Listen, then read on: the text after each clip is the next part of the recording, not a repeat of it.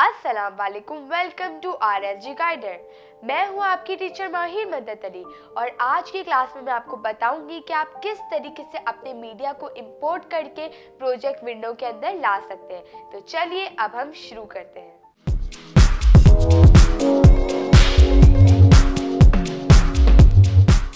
तो सबसे पहले मैं आपको बताती हूँ कि आप अपने मीडिया को किस तरीके से जो है वो इंपोर्ट करते हैं। इंटरफेस ओपन होने के बाद आपके पास यहाँ पर एक बॉक्स टाइप का बना हुआ आता है जिसको हम कहते हैं प्रोजेक्ट विंडो।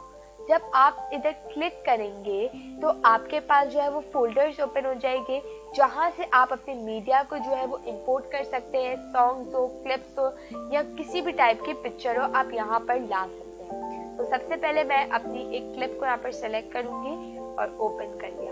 अगर आप चाहते हैं आपका और मीडिया यहाँ पर इंपोर्ट, आपको और वीडियोस और चाहिए तो यहाँ पे प्लस के साइन पे जब आप क्लिक करेंगे तो आपकी मीडिया जो है वो यहाँ पर आ जाएगा एंड देन आप यहाँ पर अपनी क्लिप्स, पिक्चर्स, ऑडियो को यहाँ पर ला सकते हैं। सबसे पहले यहाँ पर ऊपर आता है एक इंपोर्ट का ऑप्शन।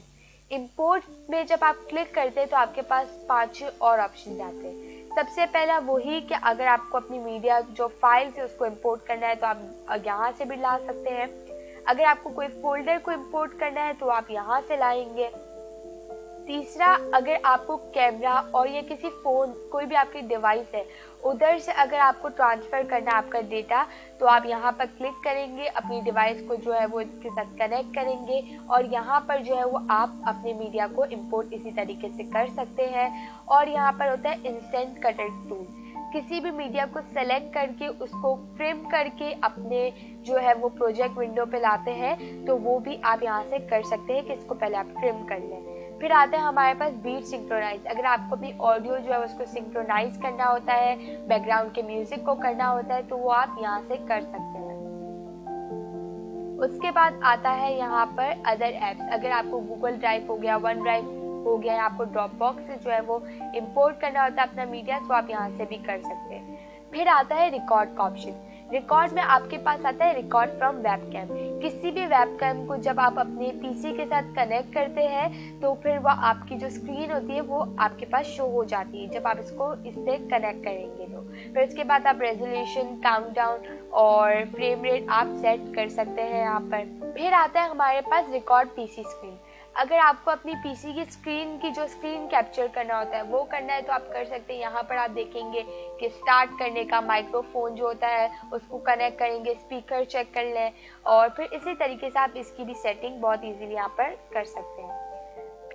एक और ऑप्शन हमारे पास आता है रिकॉर्ड वॉइस ओवर। अगर आपको अपनी वॉइस को रिकॉर्ड करना है खाली तो वो भी आप यहाँ से इजीली कर सकते हैं। फिर अगर आपको अपने मीडिया को सर्च करना है, बहुत सारा जो है वो मीडिया यहाँ पर जमा हो जाता है तो अगर आपको कोई मीडिया की फाइल नहीं मिल रही है तो आप वो यहाँ से जो है वो सर्च कर सकते हैं। अब आते हैं हम फिल्टर बाय फाइल टाइप के अंदर।